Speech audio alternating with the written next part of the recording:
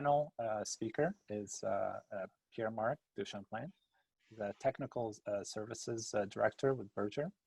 He'll be telling us about managing growing mixes and irrigation in cannabis production. Pierre-Marc graduated from the University of Sherbrooke with a bachelor degree in biotechnological engineering, developing an integrated knowledge of biological sciences. Thanks to the university's revolutionary practices and cooperative training and problem-solving learning, Pierre-Marc is attuned to the fast-paced evolutions in the industry and how suppliers are applying them in the field. Prior to his work at Berger, Pierre-Marc worked at Lang in 2000, working to improve practices in the treatment of polluted water. Before that, he worked in the Université de Sherbrooke in the biology department, performing soil ecology research. He began his career as a research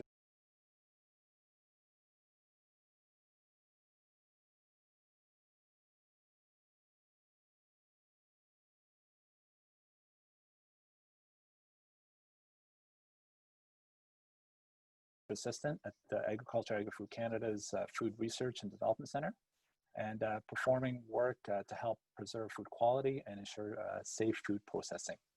Pierre-Marc considers Berger's horticultural niche extremely captivating. Its direct impact in the field enables him to use his extensive background in research to benefit the growers worldwide. Welcome, Pierre-Marc. Thank you.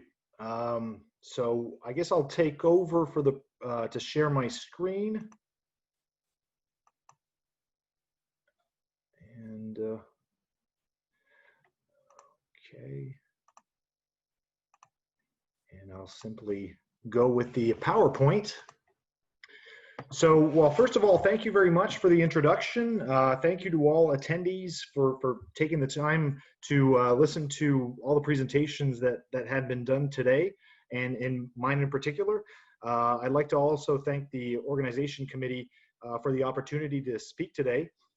25 minutes is not a lot of time, so I won't get into too much detail.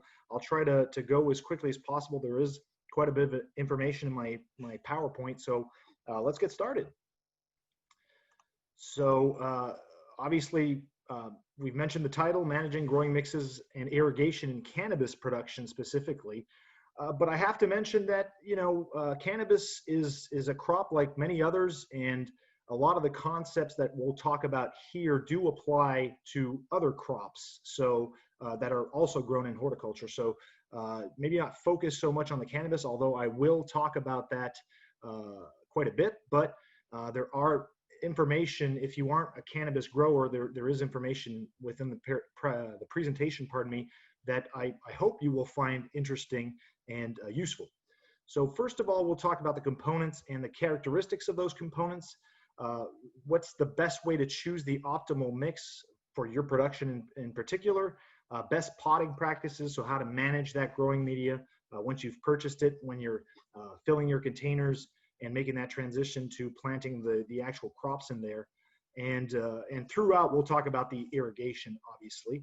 And then obviously throughout as well, I'll talk a little bit about the Berger products. Interesting that you mentioned that, yes, Berger gives me the opportunity to I guess, see a lot of different things that I find particularly interesting, a lot of different markets, a lot of different types of production, but it's also the values of the company itself that really attracted me to Berger. So what is an ideal substrate? So first of all, obviously you want it to retain water and nutrients and make those available to the plant. It provides sufficient porosity to allow oxygen to quickly return to the substrate. And I do have a question. I don't know if you guys see my face as well, or at least my Zoom view, in which case I will try to do something else to clear that, but I'll take that as a no. No, looks good. Okay, good. Thank you.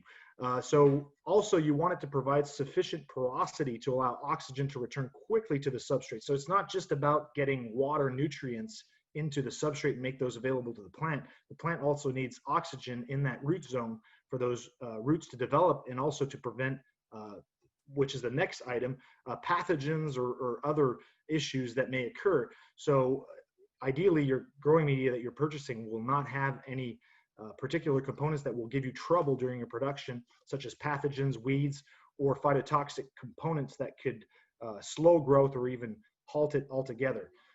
The last item for me is extremely important for professional growers, large-scale operations. You have to have a uniform growing media. If your growing media isn't uniform, if you get variations from batch to batch or within the same batches, that's going to create a whole bunch of issues in the greenhouse, which is something that you want to avoid as much as possible. So what are the main components that are used for growing media? Obviously, peat moss is something that I will talk a little bit more in the next slide, but I did want to spend a little bit of time on the other components. First and foremost, perlite. Perlite's actually added to the growing media. The percentage, volumetric percentage of perlite can vary significantly. Typically, I would say it's between 15 and 30%, but I've seen less added. I've seen a lot more added. It depends on the crop. It depends on the territory or the area where you're growing. The main goal of the perlite is to provide additional drainage and airspace to the growing media. Vermiculite, if you are using coarse vermiculite, it will create some porosity and help with some drainage, but the vermiculite itself is mainly there to retain water, but also has a great CEC, which is a cation exchange capacity. So it has the ability to retain a lot of nutrients and make those available to the plant. Coir is also a component that is widely used for cannabis production specifically, but also for other crops. It is an interesting component to use. There's a lot of different grades of coir available. There's finer grade coir, there's coir chunks, coir chips. And so depending on the grade of coir that you are actually, that is included in your growing media, you will get different characteristics. So a coarser, chunky coir will obviously give a lot of drainage, a lot of porosity, and coir does have a good resistance against degradation over time. So it will maintain porosity for a relatively long period of time, but it is organic matter. So at some point it will decompose. But it is a good component to provide additional drainage. Whereas a finer grade of coir will, on the contrary to coir chips, will more be used as to retain more water, nutrients, and make those available to the plant. One thing you have to be careful for with coir is you have to watch out for the EC levels, the salts content. Typically, coir is triple washed or buffered, and if that process isn't done properly, you may end up with high levels of salts. And when you're actually putting your crops in there, especially the young plants, they will be more sensitive to the high salts content. And let's say, for example, it wasn't properly washed, the levels of potassium and sodiums are still high in the growing media itself. Once you add a fertilizer to it, typically coir will massively release those nutrients, especially potassium, which can become a bit of an issue. So one thing I do recommend when using a coir heavy mix or a mix that contains a lot of coir is to actually test the EC before you plant your crops, just to be on the safe side and make sure you're not going to have any issues there. Rock wool is a component that's typically used more as a pure product, like 100% rock wool slab. It's also used a lot for propagation in cannabis. Can be an interesting component. We ourselves have used it within growing media. It was popular at some time, but I would say that over the past 15 years, it really hasn't been used much as a component of growing media. Whereas if it's used as a slab or that's still very much used. I think the major issue with rock wool is more the price that is a bit of a deterrent for a lot of growers. However, in terms of a hydroponic system, it is a great component to use. Also, compost can be used in growing media, especially in organic productions. Compost is a very interesting component because not only will it provide some nutrients, but it will also typically add a flora of beneficial microorganisms that can help basically make the other fertilizers the organic fertilizers, which typically aren't available immediately. They're typically more in complex molecules that need to be decomposed by microorganisms. And by including a good quality compost in there with beneficial microflora, that will help make those nutrients available to the plant. However, on the flip side, compost is compost is decomposed organic matter, so it will be finer grade, smaller particles, so that will typically increase the water retention rather than increase or give more drainage to the growing media. And finally, wood fiber, which I will talk a little bit more later, because this is a component that we've been using for several years in our growing media. I believe we were the first growing media manufacturer in North America to incorporate wood fiber into our growing media. And we've really had great success with this product. In fact, our BM4 NF wood, I think it's been in the market now for 6 or 7 years, and it's I believe in the top 5 of our best-selling products already. So we'll continue. I'll talk a little bit more about peat moss itself, because, well, to start out with, Berger was a peat producer, but in the 80s we started making growing media, and the focus of our growing media line has always been quality, of course, but I mean, peat moss in most growing medias used in North America is kind of like the backbone. It's the main component present in the growing media. So, and there are reasons why peat moss is such an interesting component for growing media, and it's really because it's kind of like a blank canvas, in the sense that once you have harvested your peat moss and you've conditioned it, you've sieved it, you get the particle size that you want, then you could add on the components that you want to get the physical and chemical characteristics that you want. So obviously, due to its structure, peat moss has outstanding water retention. I included a couple of electron microscopy pictures of peat moss fibers, and you will see that basically acts kind of like a sponge. You'll see that there's a lot of space for water to be captured by the peat moss and then easily available to the root system. It grows in an acid environment in bogs. Well, at least in North America and Canada is where most peat moss comes from. There are a few bogs in the US, Minnesota being one of them, but most of the peat moss does come from Canada. And that environment, that acid environment, really isn't very conducive for other plants to grow. Therefore, you won't have much pest pathogens or weeds in there. Well, in fact, you won't have any, because they simply don't thrive in that environment.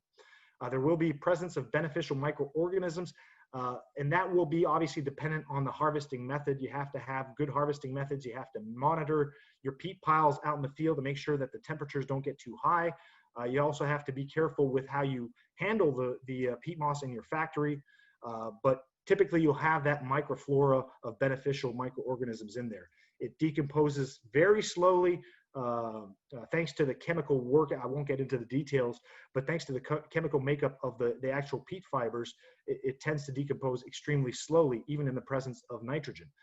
The chemical characteristics are easily adjustable. It comes out of the bog as an acid product, but then we could add calcitic lime, dolomitic lime to basically adjust the pH and buffer that pH. Peat moss will help with the buffering effect of the pH. It has low bulk density, and it is easily compressed, which are great characteristics for transport, because it's only available in Canada. We have to ship it over large areas, so it's great that it's compressible and lightweight. So there are 3 main production stages for cannabis. There's the propagation stage, and then you have the vegetative stage and the flowering stage. Now, in terms of the growing media, you can really split those into 2. You'll use one particular type of growing media for the propagation stage, which is more of a fine grade blend, and then you have a coarser grade blend for the subsequent production, which is the vegetative and the flowering stages. So in terms of the propagation stage, we'll typically use propagation mixes. Makes sense, right? So in that case, the makeup of the growing media will be more fine grade particle size materials, fine grade peat moss, fine grade perlite, and vermiculite. This allows roots to easily penetrate and rapidly establish, and it's really designed for smaller size containers. So the goal is really to maintain an optimal moisture around that seed, or around, in the case of cuttings, around the actual stem, to promote rapid root development. Well, first of all, in terms of the seed, to promote the actual germination, the imbibation, oh geez, I struggle with that word, so we'll move on. But just to make sure that the actual seeds crack, if the uniform, or if the moisture content isn't uniform around that seed, that could create some issues. So for the actual mix, we add a lower fertilizer starter charge compared to our other mixes, because we don't want to have too much of a jump start where you have basically stretching for your crop. So by maintaining a low fertilizer starter charge, we're really giving all the control to the grower. So the grower will decide when and what he wants to feed to the actual crops or the seedlings. There's different options available in terms of the production methods. We'll get into that with the following slides a little bit more, the differences between the seed germination and the actual rooted cuttings. But our customers in terms of cannabis have had great success with the BM2, especially for seed germination, and the BM220P, which is a horticultural perlite, so a coarser grade perlite combined to fine grade peat moss, to have a little bit more coarseness. When you're rooting cuttings, you want a little bit more airspace in that growing media, but you don't want too much. If you have too much, then you'll likely have issues with the rooting out. So I'll try to go relatively quickly in terms of the pros and cons of germination, seed germination versus propagation, because that's really not the focus of the presentation.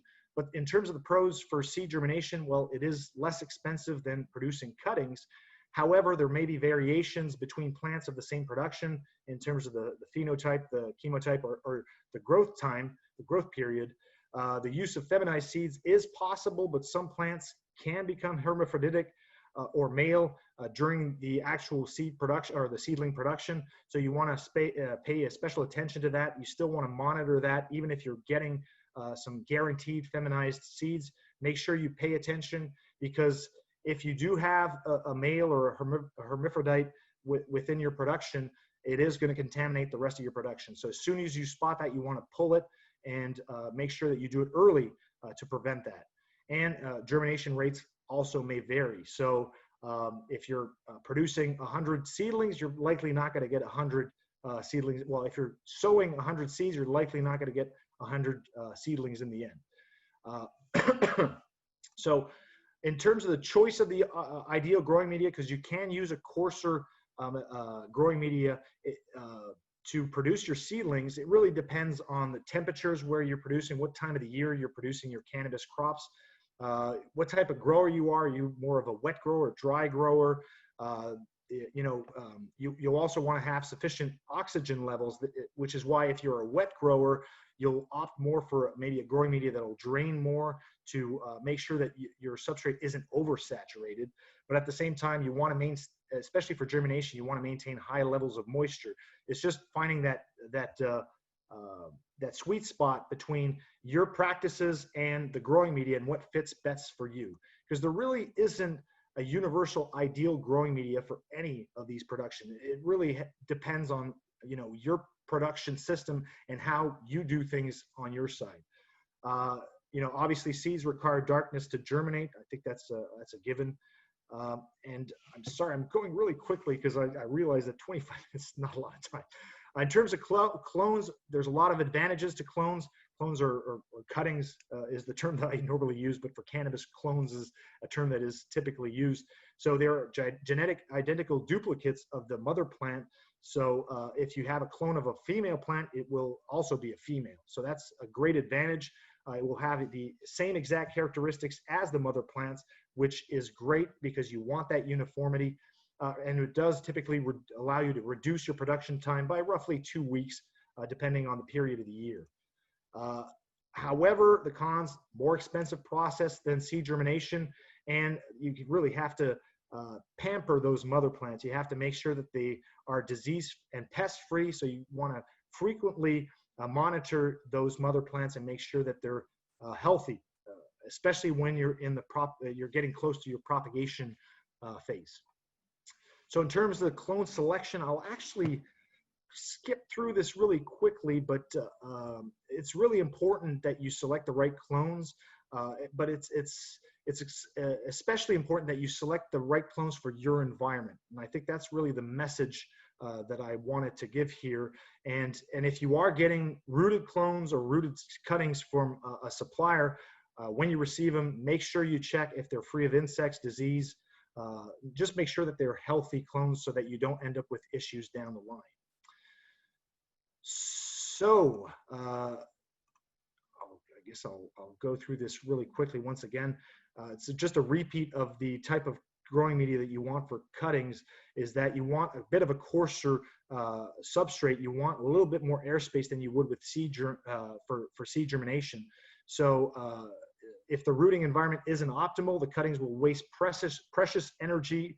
Light, water, carbon dioxide, and oxygen levels must also be optimal.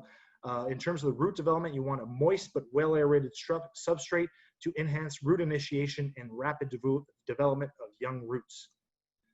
So in terms of the following stages of production, vegetative and flowering stages, cannabis roots prefer a light, airy substrate. So you don't want to over-irrigate. You want to be careful with your irrigation, especially during the initial stages of production when you've just transplanted your young plants into a larger container. You don't want to go gung-ho with your irrigations. You don't want to flood your substrate. You want to be careful.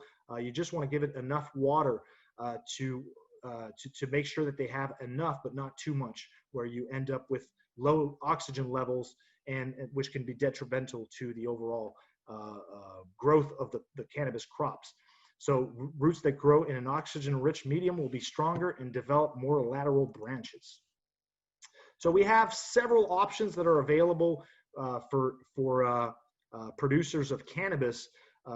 Obviously, we typically will promote more the high porosity products, because in terms of your cannabis production, you want to have as much control over your fertilization as possible. So if you have a substrate that retains more water, it typically gives you a little bit less flexibility to be able to go back in and adjust your fertilization if needed. So if you have a more high porosity product that will drain a lot more of the excess water, that will really allow you to basically steer the crop towards where you want it to go, which is obviously critical in terms of cannabis production, because once you're finished that vegetative stage and you want to steer it towards more of a generative, towards the generative or flowering stage, that's where it becomes critical that you have great control over your fertilization. If the substrate retains too much water, if you're over irrigating, it'll make it difficult to make those adjustments.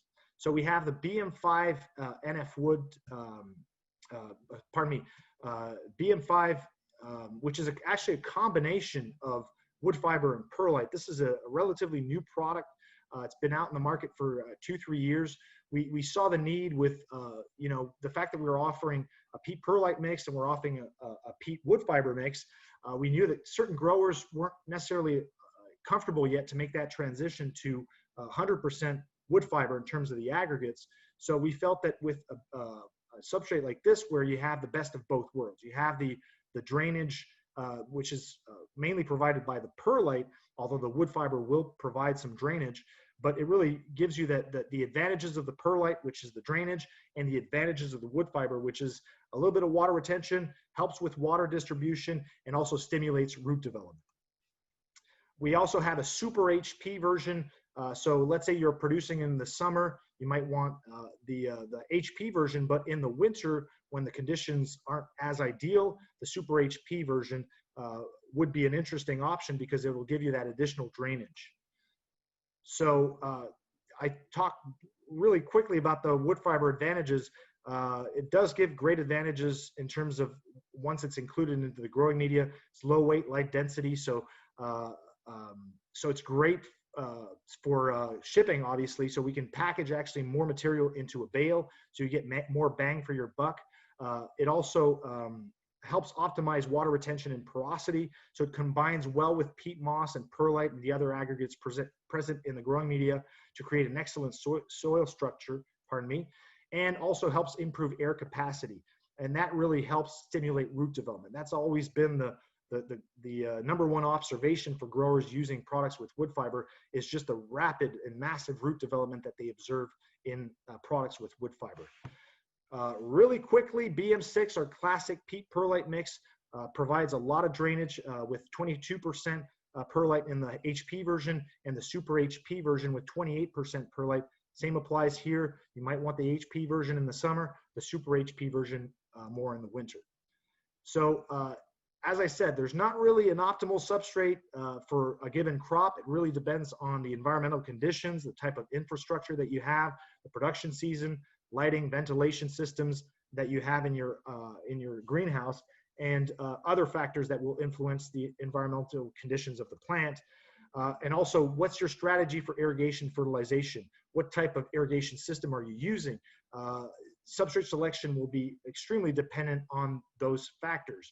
So ideally, you want to talk to your supplier, you want to talk to either your salesman, who will then, in our case, reference you to the technical services department that will help you select the right growing media. And that might include, well, typically would be a visit to your greenhouse. Now it might be a Zoom visit or a Teams visit, a virtual visit of your greenhouse, and kind of have that discussion as to, what are your environmental conditions? What's your strategy in terms of irrigation and fertilization, and to help you to steer you towards the right growing media. So the other important factor is it a conventional production or an organic production? For every, pardon me, I know, Fadi, I'm getting a little bit over time here. I see you pop up. I'll finish up really quickly. Just a reminder, thanks. Thank you. Obviously, for every growing media that we have a traditional substrate available, we do have an organic version available. So in that case, the wetting agent won't be organic. It'll be, the wetting agent won't be a chemical wetting agent. It'll be an organic wetting agent. The starter charge, the fertilizer starter charge will also be organic, but everything else will be extremely similar typically we'll add compost as well, as I mentioned earlier, to help provide a nice microflora in the growing media. I'll go really quickly on this one. Mycorrhizae, we've done some trials with some universities. We've seen some benefits in terms of cannabis production and including mycorrhizae in your growing media. So that might be an option you may want to consider. However, I will warn you that it's not a guarantee that it will work. You have to create the right environment, the right conditions. So if you are interested in mycorrhizae, make sure you contact our technical services team to make sure that that is a good choice for your system. So the last thing I wanted to hit is the best potting practices. I'll breeze through this extremely quickly. So yes, you are getting a growing media high quality. When you purchase Berger products, I mean, we're ISO certified. We've got a whole bunch of bells and whistles in terms of our quality control to make sure that you get a uniform growing media. However, it is your responsibility once you get the growing media and you condition it to put it into the container, it is your responsibility to manage the physical and chemical characteristics that we've created and make sure that they're optimal for your production. So important to adjust the moisture content prior to potting. We sell our growing media relatively dry because we're selling growing media, we're not selling water. So you have your responsibility to condition your growing media, add some water. We're talking about maybe 2 liters per cubic foot to bring the moisture content from 43, 46% all the way up to roughly 60% moisture content. And this will help enormously for your initial weeks of production, initial days and weeks of production. Well, first of all, you'll get more usable volume of the growing media. Peat moss will swell with the addition of water. So you'll get maybe an additional 10 to 15% growing media when you add water prior to potting. It'll reduce the presence of dust, which will be appreciated by the workers. It'll optimize the porosity in the container, and it will improve the water distribution during irrigation. So I won't get into the details as to why, because I don't have the time. But if you do have questions about this, please feel free to contact me. One other thing you have to be extremely careful about, I stole this graph actually from RHP in Europe.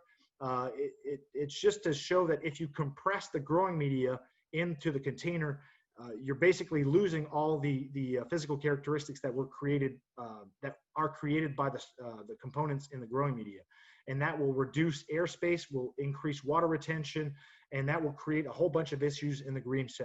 So make sure that once you fill your containers, you avoid compaction as much as possible.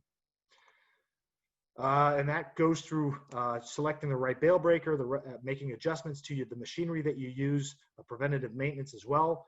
And I promise, Fadi, that's it. Technical services team at Berger are there to help you out, whether it's with your potting practices, with the selection of the growing media. You can send samples to our lab. We'll test those. We'll help you interpret the results. A lot of stuff we can help you with, give live training sessions to your workers. And thank you. Sorry if I went a little bit over time. Thanks very much, Pierre-Marc. Very informative presentation there. Thanks for giving us some time at the end here to go through some questions, because there were a few questions here that I wanted to make sure that we got to before we had to wrap things up. So Ben has a couple of questions for you. The first one is, does your company help growers to develop an IRM, or integrated root zone management strategy? So obviously our technical services team will be there to help adjust your equipment, or help you work out any kinks that you may have during your actual potting, or the use of the growing media. Maybe not specifically the IRM, but obviously we're going to help out any way we can, whether it's sampling, whether it's adjusting the equipment, because oftentimes what we'll see is that a grower will be having issues, and will let's say complain to us, or basically let us know that he's not satisfied with our product, and then we'll go in and try to figure out what's going on. And oftentimes when we take samples on the production line or on the mix line, not the mix line, the potting line, if you will, at different areas of the actual operation, we'll realize that there's a given equipment that's damaging the growing media more than it should. And through simple adjustments, or maybe sometimes, unfortunately, you have to kind of replace the equipment, because it's basically the equipment is really what's causing the issue, and there's nothing we can do to improve it. Then typically we can find a solution to their problems. I'm not sure if that answered his question adequately, Ben. Great, thanks a lot. I'm sure he can follow up with you with more questions. He does have another question here about the BM5 wood HP. He says it's good for professional growers. Which one of your products do you recommend for home growers with outdoor pots? Well, for home growers with outdoor pots, I typically recommend more of a BM8, which is a product that also contains some compost in there.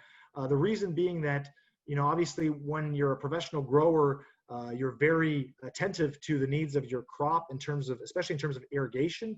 So when it needs water, you will go and irrigate. Whereas a home grower will typically get busy with other stuff. It's more of a hobby. And the BM8 with the additional compost will help retain a little bit more water reserve. So it'll give a little bit more of a chance to the home grower to, if he forgets a day of irrigation, the growing media will maintain a little bit more of a water reserve for that plant. And also the compost will provide a little bit more nutrients in terms of a long-term. So it contains additional reserves of nutrients and water. Great, thanks a lot. Another question about the BM5 from an anonymous attendee here. Is BM5 wood fiber, is it suitable for growing tomatoes in 4-gallon pots from April to October? April to October, I would say that you might want to. So this is probably outdoors, Pierre-Marc. Yeah. So I would say, yeah, absolutely. In fact, for tomatoes, because they're a little bit less sensitive than other crops, you could even opt for the BM5, our standard version, which I didn't present, but it contains a little bit less wood fiber, a little bit less perlite. So we're talking 5% perlite, 15% wood fiber. And in those particular conditions, obviously in May, depending on where you are, you might have to dial down your irrigations initially, but once that root system has set itself up, or it has exploded basically because of that presence of wood fiber, you will be able to to irrigate as you wish. And that's the great thing about tomato crops, is that the only really thing you have to be careful with is making sure that they have enough food, right? Yes, I would say absolutely you could use either the BM5 or the BM5 HP. Great. A couple more questions here for you. One from Yun Yun asks, in your opinion, what's the best way to dispose of the substrate, such as peat moss, after harvest? So there's really different options there. I mean, probably a lot of our customers that produce that use our substrate don't actually have that issue of having to get rid of it, because they sell the crops with the actual substrate. But when you're talking tomato productions, when you're talking cannabis production, yes, that is an issue. And I think the best way to do it is actually to produce your own compost with it. And that compost can then be used for, other applications. You could use it for your bedding. You could use it for as a soil amendment as well. I think the only issue is if you have perlite in there. Well, perlite isn't an organic matter, it's a mineral. It's not going to cause any issues for your soil. It's not going to contaminate your soil, but it visually speaking, for certain people that can be, if it's in a container, it's not a problem. But once it's out in your bedding, it can be less interesting. So in those cases, we do have options where you're 100% organic matter, so that everything you dispose of afterwards will decompose and will become basically compost thereafter. Great. Deanna asks, the wood fiber for root development is interesting to hear about. Can you comment on the long-term sustainability of peat moss? My understanding is that the bogs aren't renewable for endless harvesting. That is correct, because I guess the concept of sustainability is based on 100 years. And yes, the bogs will be restored at some point, but it's going to take a lot longer than 100 years, which is why it's not considered a sustainable material. However, if you look at the actual peat moss industry in Canada, there's several companies that are harvesting peat moss. I would say that if you compare to what has been observed or what's happened historically in Europe, well, we're lucky. We've learned from the mistakes that were done in Europe. And basically, we're careful with our bogs. Whatever bogs that we lease for harvest, in fact, we have the obligation to restore those afterwards. So we're talking reinoculation of sphagnum into those.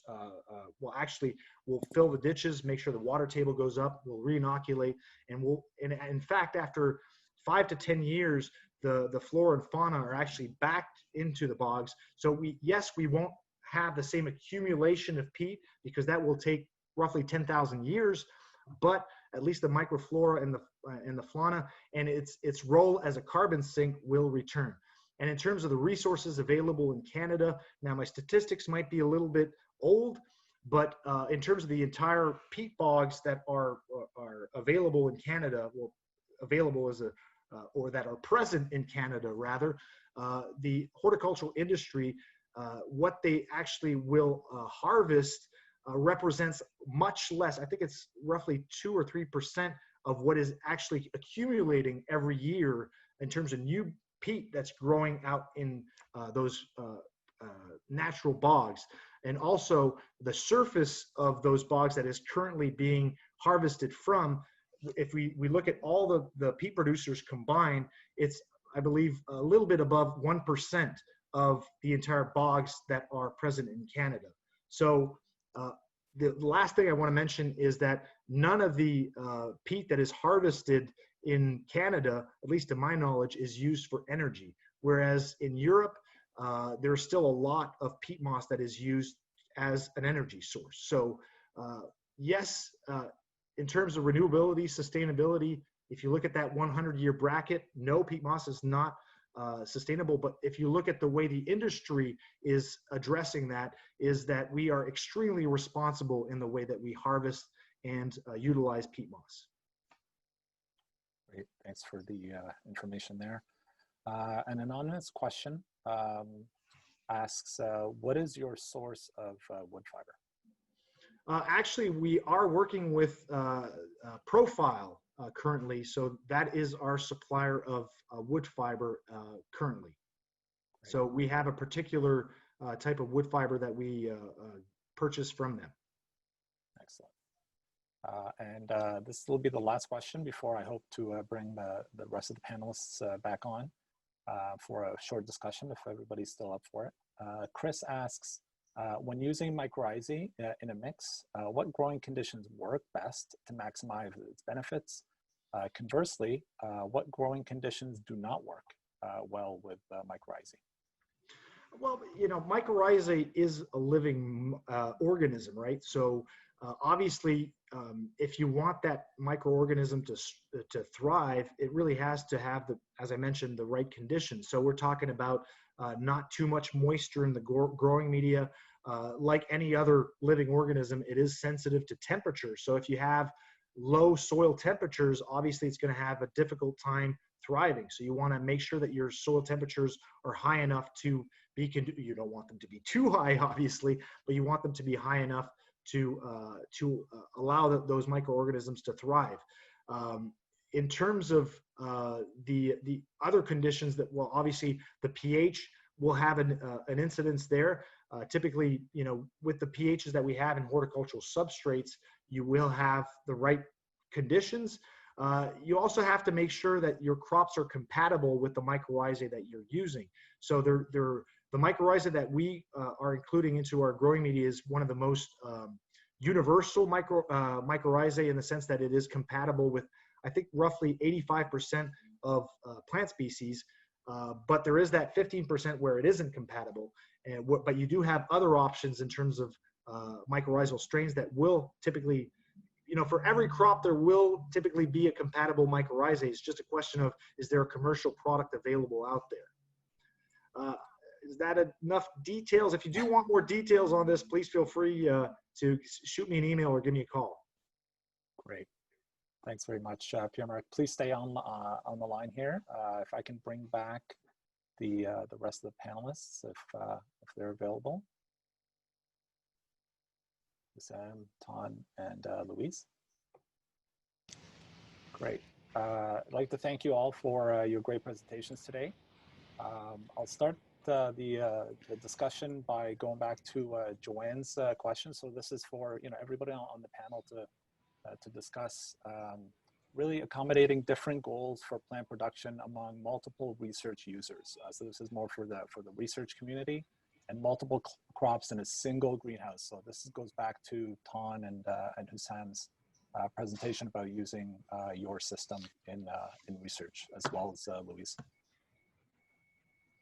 I can start and maybe Tony can jump in.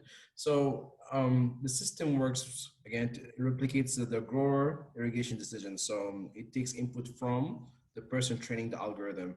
So if you train it to achieve different goals, then production plants for research goals, will do what you train it to do, right? You can also train it for different areas. Tana, I think we discussed a strategy about if a greenhouse has multiple areas with different types of crops, in different areas. So there's a strategy on how you could deploy it that way as well. So Tana, I don't know if you want to add to this.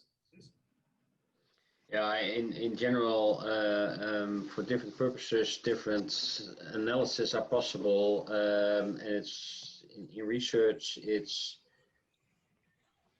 yeah, you guys are fine and do the same thing, measuring the right data, measuring the right crops, and making sure that you combine the relevant and right data together gives you that option. If you don't know exactly or combine the wrong data from the wrong compartments, or you're not completely in control about that, each analysis is useless. So that's basically the thing. And if things are not possible to put them directly into a model that you know for sure that's the right data, then ask yourself the question if you are able to do it and should do it, or find another way in analysis. Because that's basically, because garbage in is garbage out in these circumstances.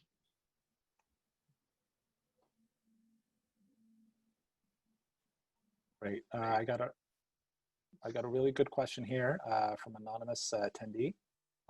Can these AI systems be used in situations where the crop type is changed yearly, as is done in many commercial greenhouses in North America? So really talking about the real world situation for growers where they rotate crops year after year and how they can use the AI systems in that production system. Yeah, the question is what do we call the crop rotations? If you rotate your crop over your greenhouse, because what we see a lot in pottery plants is that we have many varieties growing in a greenhouse. And due to crop cycles also, you see that they move over the greenhouse. That's not a problem. In data usage, in general, if you don't have an history, you have to start over. That's always. The question is how quick is your crop cycle? And if we just spoke about cannabis, that's a crop cycle of 12 weeks. Within that 12 weeks, you can build up a quick data set that you can use for the rest of the year. If you keep changing your varieties, then again, it's a compromise. If it's a variety that is looking a lot like the old variety you were growing, but it's a better production or a slight change in genetics, then you can make a choice to use the old algorithm and fine-tune it. That's the way how you have to deal with changing conditions in AI. Be aware of it and don't say just use what you had, because then it will be garbage coming out of it. As long as you are aware of it, you can interpret the outcome and then you can move ahead. Ton, I want to add something. You guessed. Yeah, it's also the purpose of the AI. I think so. If you're looking to the AI for yield prediction or energy efficiency prediction, or a little bit also irrigation strategy in that sense, that yeah, but also we have to take into account that AI can be used and is actually used for environmental controls. So in that sense, it will depend also on the sensors. For sure, the history, you're saying the full cycle, at least the cycle, but the sensors will give the basic information for the system to take decisions, let's say, and based on the controls that are involved and the crop. So it is for sure very related to the crop and its cycle, but it's also related to the purpose of the AI. What do I need the AI for? I need a balanced environment. I need an irrigation strategy. I need to produce more or better. So that's a little, that's all those questions that's also are important to have an answer. Yeah, definitely. If it's an action in climate controls, for instance, it's more about the behavior, and that's a different purpose and a different set. And we always talk about AI, artificial intelligence, but that's just a term. It consists of a lot of techniques.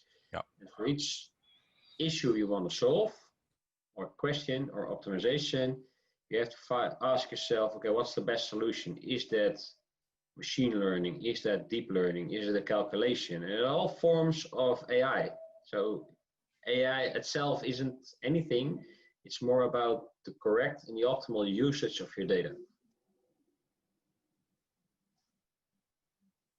It doesn't look like we have any more questions from the audience right now. I do have one final topic I'd like to get some input from everybody on the panel about is closed versus open irrigation systems.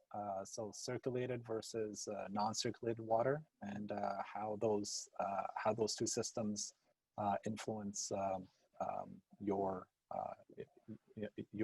programs, both for the cannabis as well as the irrigation AI systems.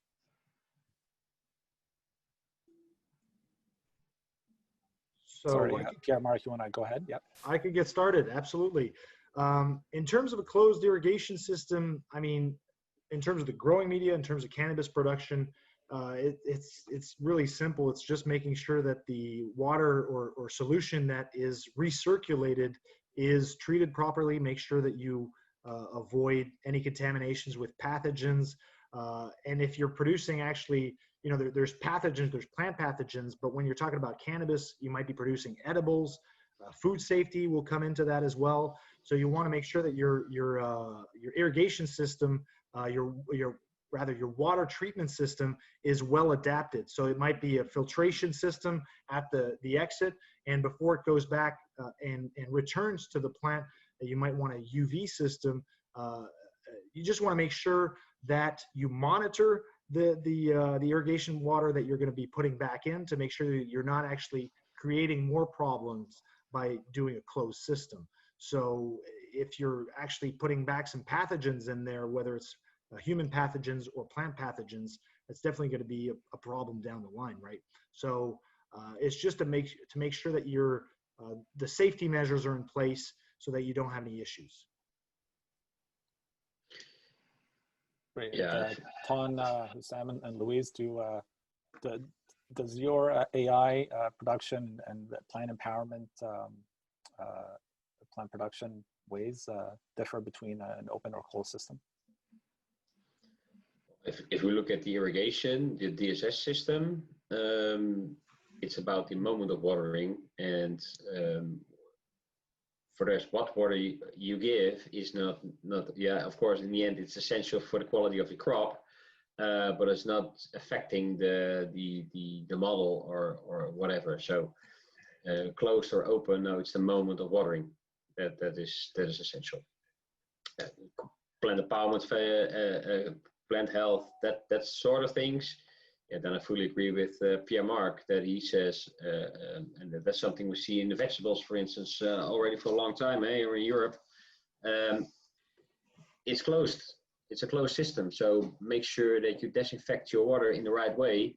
You measure the input from your drainage and fill it and add it with the right components that are needed to make sure that your output of water, so what's going into the slabs in this case, is of perfect quality again. Yeah, it regarding plant empowerment and data-driven growing, it's the plants need the water. It's as Ton says, it's not really let's say the contents of the water, but the, let's say, the amount and the frequency. We are taking in account that water will, as Mark and Ton says, has to be clean enough to be reused, but it is not dependent on if it's closed or open. Yeah, really. Hey, thanks a lot, everyone. If there's no more questions from the audience, it doesn't look like anything's coming in through the chat.